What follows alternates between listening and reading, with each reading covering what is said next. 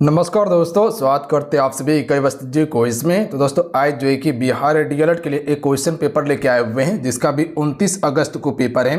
पूरा आप सभी इस पेपर को कंप्लीट करके जाइएगा, बिल्कुल आपके एग्जाम पैटर्न पर है। जिस प्रकार से क्वेश्चन पूछा जा रहा है सेम टू सेम उसी प्रकार का ओरिजिनल क्वेश्चन पेपर है, ठीक है। तो पूरा सेट को कंप्लीट कीजिएगा आप सभी, और जिसका आगे एग्जाम है वो भी इस सेट को पूरा कंप्लीट कीजिएगा। तो चलिए शुरू करते हैं। सभी एक बार सेशन को लाइक करके शेयर जरूर कर दीजिएगा।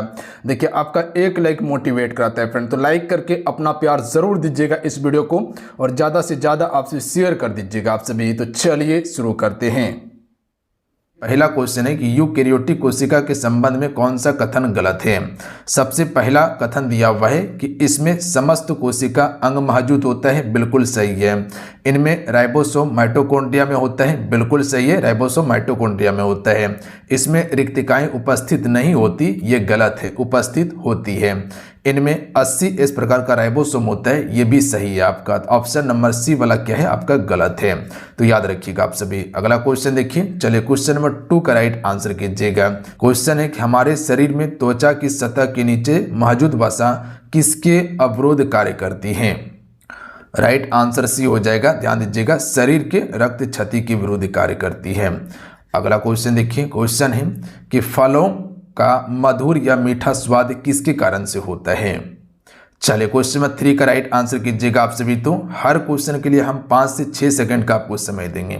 इतने समय में आपको अपना आंसर नीचे कमेंट करके बताना है। फलों का मधुर या मीठा स्वाद जो होता है ये फ्रुक्टोज के कारण होता है। तो ऑप्शन में एक करेक्ट आंसर होगा।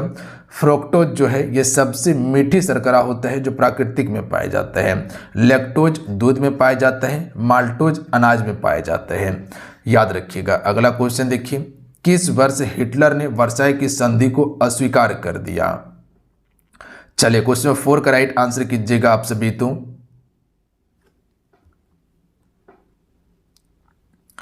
राइट आंसर ऑप्शन में भी होगा, 1935 में अस्वीकार कर दिया था। अगला क्वेश्चन देखिए 5 नंबर का आंसर कीजिएगा आप सभी। समुद्री मार्ग से विश्व का भ्रमण सबसे पहले किसने किया। तो ये मैगलन के द्वारा किया गया था। Option number B right answer होगा। कोलंबस ने अमेरिका का खोज किया था। वास्को डिगामा ने भारत का खोज किया था। चर्म रोग उपचार के लिए प्रयोग किए जाने वाला रेडियो आइसोटोप निम्न में से कौन है। राइट आंसर होगा रेडियो फास्फोरस, इसका बिल्कुल करेक्ट आंसर होगा। ध्यान दीजिएगा आप सभी, रेडियो फास्फोरस। अगला क्वेश्चन देखिए कि वह परिवर्तन जिसमें एक या एक से अधिक नए पदार्थ बनते हैं उसे क्या कहते हैं। तो इसे हम सभी रासायनिक परिवर्तन कहते हैं। सी करेक्ट आंसर होगा। अगला क्वेश्चन है कि जिस संविधान सभा द्वारा भारत के संविधान का अधिनियम किया गया था उसके सदस्य कौन थे। चलिए क्वेश्चन में 8 का राइट आंसर कीजिएगा आप सभी। राइट आंसर होगा ऑप्शन में ए, विभिन्न प्रांतों की विधान सभाओं द्वारा निर्वाचित सदस्य थे। ध्यान दीजिएगा। देखिए संविधान सभा का गठन हुआ था 1946 में। इसमें कुल सदस्य की संख्या 389 था, जिसमें कि ब्रिटिश प्रांत से 296 सदस्य था और देसी रियासत से 93 सदस्य था। याद रखिएगा। अगला क्वेश्चन देखिए 9 नंबर है कि निम्नलिखित में से कौन रेट निजी स्वतंत्रता का अधिकार से है। देखिए अनुच्छेद 32 के तहत आपका जो है कि सर्वोच्च न्यायालय 5 प्रकार का रेट जारी करता है और आपका मौलिक अधिकार की रक्षा करता है। तो बंदी पर्ची अक्षीकरण बिल्कुल करेक्ट आंसर होगा। तो बंदी पर्ची अक्षीकरण बिल्कुल राइट आंसर होगा। जो भी ऑप्शन में ए टिक करें बिल्कुल करेक्ट आंसर है। अगला है राष्ट्रपति द्वारा संसद के दोनों सदनों के लिए कुल कितने सदस्य नामित किए जाते हैं। तो यहाँ पर दोनों नहीं, राज्यसभा कर लीजिएगा आप सभी। कुल 12 सदस्य नामित किए जाते हैं। ए राइट आंसर होगा। कला हो गया, साहित्य हो गया, विज्ञान में जो विख्यात रहता है उसी को। एंग्लो इंडियन सदस्य पहले लोकसभा में 2 चुना जाता था, जो अब नहीं चुना जाता है। 104वां संविधान संशोधन के द्वारा इसको समाप्त कर दिया गया। अगला क्वेश्चन देखिए। चलिए क्वेश्चन में 11 का आंसर कीजिएगा। तो भारतीय संसद के संयुक्त सत्र की अध्यक्षता कौन करता है।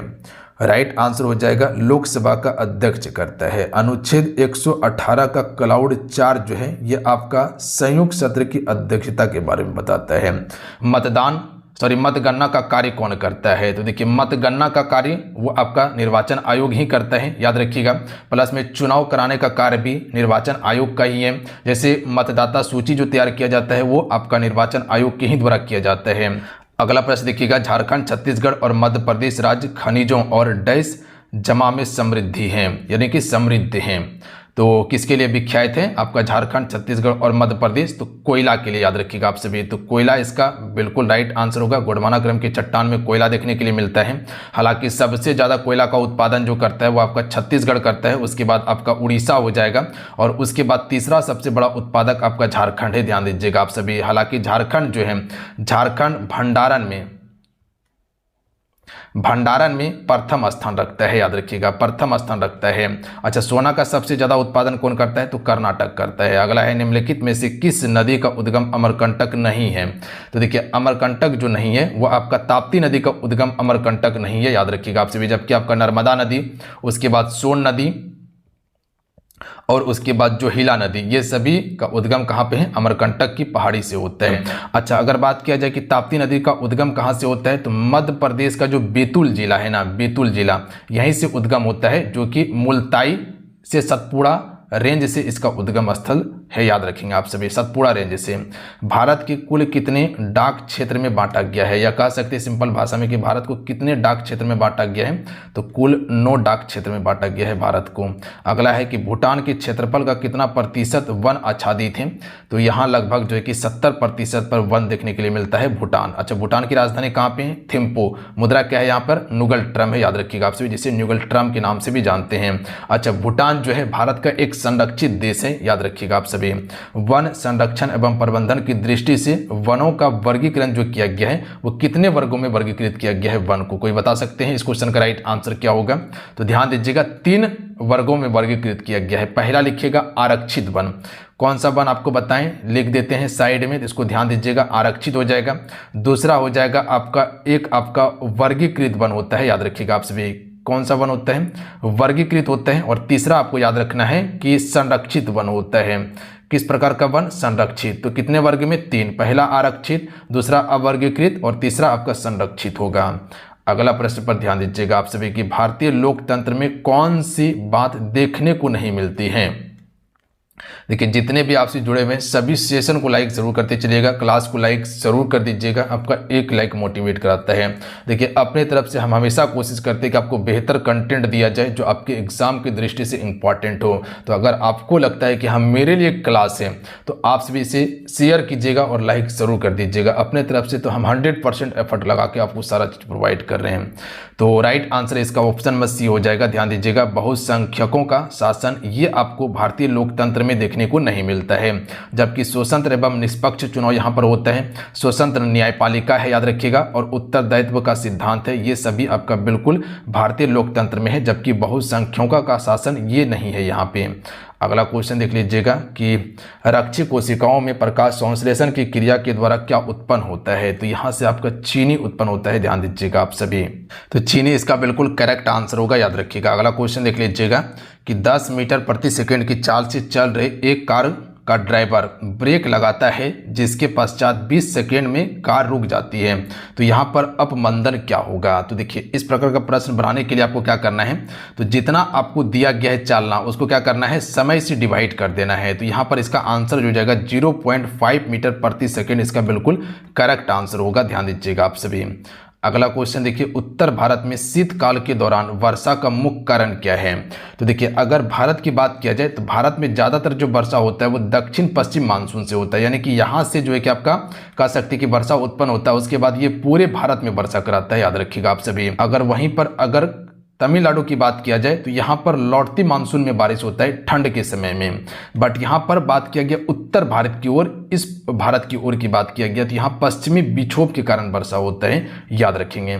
अगला है, मानस अभ्यारण्य भारत के किस राज्य में स्थित है? अभ्यारण्य कह लीजिए या नेशनल पार्क, राष्ट्रीय उद्यान है मानस, ये आपका असम में है। इसके अलावा काजीरंगा भी आपका असम में ही है, जो एक सिंह गेंडा के लिए प्रसिद्ध है।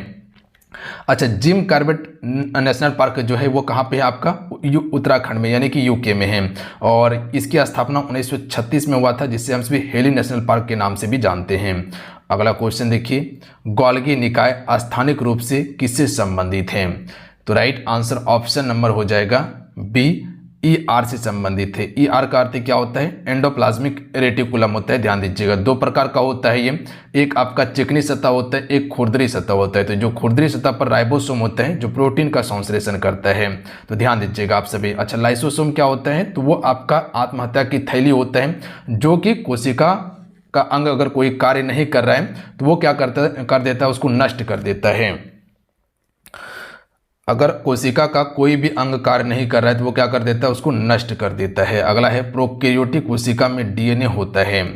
तो अगर प्रोकैरियोटिक कोशिका में डीएनए की बात किया जाए तो परमाणु झिल्ली से घिरा नहीं रहता है, याद रखिएगा आप सभी। तो प्रोकैरियोटिक कोशिका में डीएनए परमाणु झिल्ली से घिरा नहीं रहता है, यूकैरियोटिक में घिरा रहता है, तो याद रखिएगा। अगला है अंतरजातीय संकरण किन दो के मध्य होता है? तो अंतरजातीय संकरण जो देखने के लिए मिलता है, एक ही जीन के अलग अलग जातियों के मध्य देखने के लिए मिलता है। एक ही जीन है बट उसका अलग अलग जाति जो है उसी के मध्य में हमको अंतरजातीय संकरण देखने के लिए मिलता है। तो सी राइट आंसर होगा। अगला है कि गैस पदार्थ में कणों के बीच की गति डैश होती है। तो इसमें याद रहे ऐच्छिक गति होता है, तो ये एक फैक्ट को ध्यान दीजिएगा आप सभी। अगला प्रश्न है कि कौन उत्तक संवहनीय बंडल बनाते हैं? तो यहाँ पर संवहनीय बंडल की बात किया गया है, तो राइट आंसर होगा जाइलम और फ्लोएम। देखिए जाइलम और फ्लोएम को आपसे समझिएगा। जाइलम जो होता है ना वो पानी का परिवहन करता है, याद रखिएगा आप सभी। जाइलम का कार्य क्या होता है? पानी का परिवहन करता है। मान लीजिए कि ये पूरा क्या है, एक प्लांट है, ठीक है, ये क्या है, एक प्लांट है।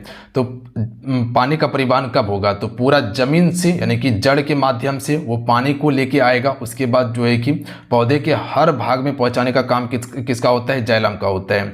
जबकि फ्लोएम का कार्य क्या होता है? प्रकाश संश्लेषण के द्वारा जब भोजन तैयार किया जाता है पत्ती के द्वारा, तो वो भोजन को पहुंचाने का कार्य किसका होता है? हर भाग में पौधे का, तो वो आपका फ्लोएम का होता है। तो ध्यान देंगे आप सभी।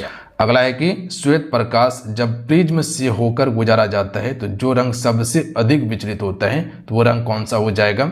तो बैगनी इसका बिल्कुल राइट आंसर होगा। तो बैगनी रंग की अगर बात किया जाए तो इसका विक्षेपण जो होता है सबसे अधिक होता है, बट तरंगदैर्घ्य जो होता है इसका कम होता है। तरंगदैर्घ्य सबसे ज़्यादा किसका होता है? लाल रंग का तरंगदैर्घ्य सबसे अधिक होता है। इसीलिए हम सभी क्या करते हैं? खतरे की घंटी के रूप में प्रयोग करते हैं लाल रंग का, क्योंकि दूर से ही ये हमको दिखाई पड़ता है, क्योंकि इसका तरंगदैर्घ्य ज़्यादा होता है और इसका विक्षेपण लाल रंग का कम होता है। सबसे अधिक विक्षेपण किसका होता है? बैगनी रंग का, ध्यान देंगे। और तरंगदैर्घ्य सबसे कम किसका होता है? बैगनी रंग का। बात समझ गए? बिल्कुल। अगला प्रश्न पर ध्यान दीजिएगा कि नाभिक के चारों ओर स्थित इलेक्ट्रॉनों की कक्षा होती है। तो ये देख लीजिएगा, ये आपका एक नाभिक है और यहाँ पर जो ये कक्षा आप सभी देख रहे हैं ये क्या होता है? वृत्ताकार में होता है। अच्छा, यहाँ पर इलेक्ट्रॉनों की कक्षा की बात किया गया है तो वृत्ताकार होता है। अच्छा, नाभिक में क्या होता है? तो नाभिक में प्रोटॉन और क्या होता है? न्यूट्रॉन होता है। अगर न्यूट्रॉन की बात किया जाए तो इस पे आपका चार्ज जो होता है इस पे कोई चार्ज नहीं होता है, यानी कि ये क्या होता है? उदासीन होता है। जबकि प्रोटॉन की बात किया जाए तो इसमें पॉजिटिव चार्ज होता है और इलेक्ट्रॉन जो होता है वो बाहर चक्कर लगाता है, जो कि इस पे नेगेटिव चार्ज होता है। तो याद रखिएगा नाभिक में क्या क्या चीज़ है? प्रोटॉन और न्यूट्रॉन है, जबकि इलेक्ट्रॉन क्या करता है? नाभिक के बाहर चक्कर लगाता है, जो कि वृत्ताकार पथ पर चक्कर लगाता है। तो ऑप्शन में ए राइट आंसर हो जाएगा। अगला क्वेश्चन देखिए, निम्नलिखित में से कौन सा एक कवक का उदाहरण है? तो ये सभी जो है कि आपका कवक का उदाहरण हो जाएगा। टॉड स्टूल हो जाएगा, पफ बॉल हो जाएगा, उसके बाद ईस्ट, ये सभी कवक है। मशरूम भी कवक का उदाहरण है। अगला है कि मेंडलीव के आवर्त के वर्गीकरण के संबंध में कौन सा कथन सत्य है? पहला कथन को समझिएगा आप सभी, पहला कथन को पढ़िएगा, क्या कहना चाह रहा है आप सभी से। मेंडलीव के आवर्त सारणी परमाणु संख्या पर आधारित था, नहीं, गलत बात। परमाणु संख्या पर नहीं, यह परमाणु द्रव्यमान पर आधारित था। किस पर आधारित था? परमाणु द्रव्यमान पर आधारित था। तो ऑप्शन नंबर इसका ए तो गलत हो जाएगा, नहीं होगा। दूसरा देख लीजिएगा, आवर्त सारणी में 8 आवर्त और 7 वर्ग है, नहीं, गलत है, ध्यान दीजिएगा आप सभी।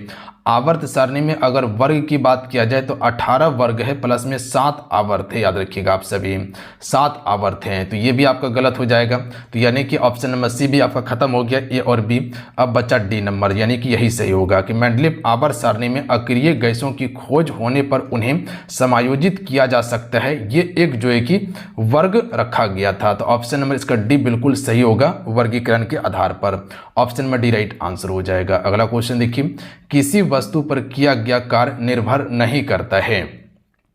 अच्छा, आपसे हमको बताइएगा कि आधुनिक आवर्त सारणी का जन्मदाता किसे कहा जाता है? बता सकते हैं आप सभी। मौसले को कहा जाता है या मौजले, आपको देखने के लिए मिलता है। तो इसको आप मोस्टली भी कर सकते हैं। इसी ने सबसे पहले जो है कि पीरियोडिक टेबल जो बनाया था वो परमाणु क्रमांक पर बनाया था। किस पे बनाया? परमाणु क्रमांक पर बनाया था। याद रखिएगा आप सभी, परमाणु क्रमांक पर बनाया था। अगला है कि किसी वस्तु पर किया गया कार्य निर्भर नहीं करता। तो इसका करेक्ट आंसर क्या हो जाएगा? ऑप्शन में बी, वस्तु के प्रारंभिक वेग पर निर्भर नहीं करता है, जबकि विस्थापन पर, बल और विस्थापन के बीच कोण पर करता है और लगाए गए बल पर करता है। तो ऑप्शन में बी राइट आंसर होगा। टाइथ क्या था? तो देखिए टाइथ एक प्रकार का कर है और ये किस प्रकार का कर था? धार्मिक कर था। याद रखिएगा धार्मिक कर था। आंसू पोंछना मुहावरे का अर्थ क्या होता है? तो आंसू पोंछना मुहावरे का अर्थ होता है दिलासा दिलाना। ऑप्शन में ई राइट आंसर होगा। अगला क्वेश्चन देखिए, ले चला साथ में मुझे कनक, ज्यों भिक्षु लेकर स्वर्ण झनका। इस पंक्ति में अलंकार क्या होगा? तो यहाँ पर देखिए कनक का अर्थ क्या होता है? सोना होता है और यहाँ पर भिक्षुक सोना ही लेकर जा रहे हैं। तो जहाँ पर भी उपमेय में उपमान की संभावना प्रकट किया जाए या कल्पना की बात किया जाए तो वहाँ पर आपका उत्प्रेक्षा अलंकार हो जाता है। तो यहाँ पर संभावना ही बताया जा रहा है कि जो कनक है ना वो भिक्षु लेकर चल गया है, यानी कि स्वर्ण लेकर जा रहा है। तो यहाँ पर कल्पना प्रकट किया जा रहा है। तो ये आपका उत्प्रेक्षा अलंकार होगा। हालांकि उत्प्रेक्षा अलंकार में कुछ आपको हम ट्रिक भी बताए थे जानने के लिए, जैसे कि जनु हो गया, मनहु शब्द देखने के लिए मिल जाता है, जैसे कि आप कह सकते कि ज्यों शब्द जो होता है ये देखने के लिए मिल जाता है, या आप मानो शब्द देखते हैं। ये सभी शब्द जो देखने के लिए मिलता है वो उत्प्रेक्षा अलंकार में देखने के लिए मिलता है। तो ज्यों शब्द से इसको आप पकड़ सकते थे। अगला क्वेश्चन देख लीजिएगा, परीक्षा का संधि विच्छेद क्या होगा? चलिए क्वेश्चन 37 का राइट आंसर कीजिएगा। तो आप सभी परिधन इच्छा इसका बिल्कुल करेक्ट आंसर होगा। अगला है कि मनोहर शब्द का संधि विच्छेद क्या है? तो ऑप्शन में बी राइट आंसर होगा। मन धर हर होगा, यहाँ पर विसर्ग संधि का प्रयोग किया जाएगा। ऑप्शन में बी राइट आंसर होगा। अगला क्वेश्चन देखिए, संरचना के आधार पर किए गए वाक्य के वर्गीकरण में कौन सा प्रकार नहीं है? तो यहाँ पर वाक्य का वर्गीकरण की बात किया गया। तो आपको पता है कि सरल वाक्य होता है, मिश्र वाक्य होता है और संयुक्त वाक्य होता है। तो यहाँ पर ज्ञानार्थक वाक्य कोई भी नहीं होता है, तो यही आपका गलत हो जाएगा। अगला क्वेश्चन देखिए, जलता है ये जीवन पतंग में कौन सा अलंकार है?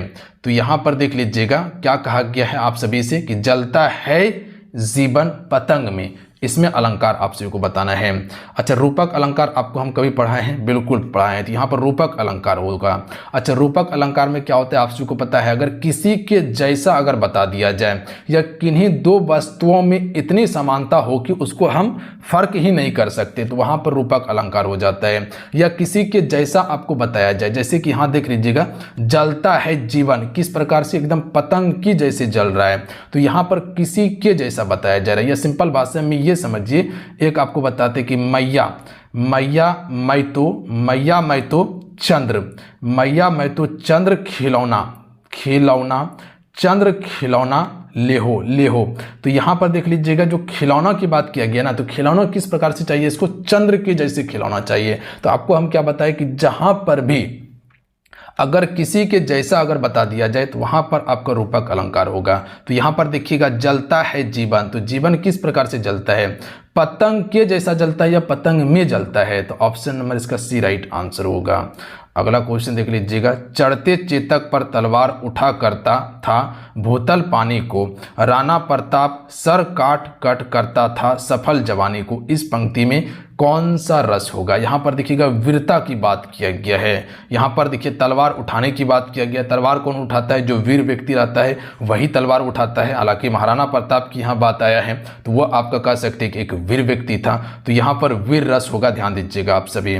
अगला क्वेश्चन देख लीजिएगा, वाच्य कितने प्रकार के होते हैं? चलिए बताइएगा आप सभी। तो वाच्य 3 प्रकार के होते हैं। अब हमको ये बताइएगा कि वाच्य तो 3 प्रकार के होते हैं, कौन कौन से वाच्य होते हैं? नीचे कमेंट करके बताइएगा, आप सभी को हम बताए हैं। अगला क्वेश्चन देख लीजिएगा, अंधेरा होने से पहले किसान खेत से लौट आया, इसमें कौन सा पदबंध होगा?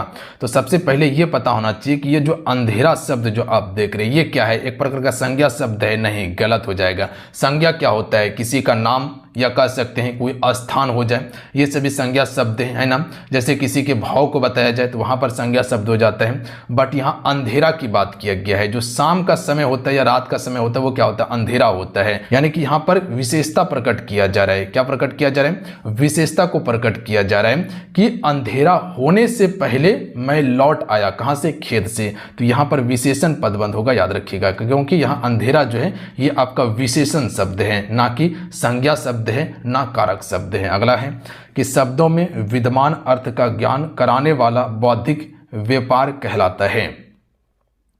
तो इसका राइट आंसर हो जाएगा ऑप्शन नंबर ए, इसे शब्द शक्ति कहा जाता है। अगला है कि अ कौन सा वर्ण है? तो यहाँ पर अ है, तो अर दीर्घ और पुलुप्त तो होगा नहीं, तो ये हरस स्वर होगा। दीर्घ स्वर जिसमें उच्चारण में ज़्यादा समय लगे और कम समय लगे उसे हरस स्वर कहते हैं। अगला क्वेश्चन है कि जलज शब्द में समास छिपा है। तो सबसे पहले ये बताना चाहिए कि जलज का अर्थ क्या होता है? कमल होता है, पता है आप सभी को, यानी कि जल में जो उत्पन्न हुआ है। तो जल में क्या उत्पन्न हो सकता है? कमल उत्पन्न हो सकता है। तो इसमें क्या हो जाएगा? बहुब्रीहि समास होगा, क्योंकि ये अपना अर्थ छोड़कर किसी दूसरे के अर्थ को प्रकट कर रहा है। श्लेष अलंकार में कौन सी शब्द शक्ति होती है? चलिए क्वेश्चन 47 का राइट आंसर कीजिएगा आप सभी। तो श्लेष अलंकार में कौन सी शब्द शक्ति होती है? व्यंजना। ऑप्शन में ए राइट आंसर होगा। अगला क्वेश्चन देखिए, सिर झुका नियति की मान ली ये बात, स्वयं ही मुरझा गया तेरा हृदय जलजात। इसमें कौन सा अलंकार होगा? तो यहाँ पर भी आपका रूपक अलंकार होगा। अब बोलिएगा कैसे होगा रूपक अलंकार?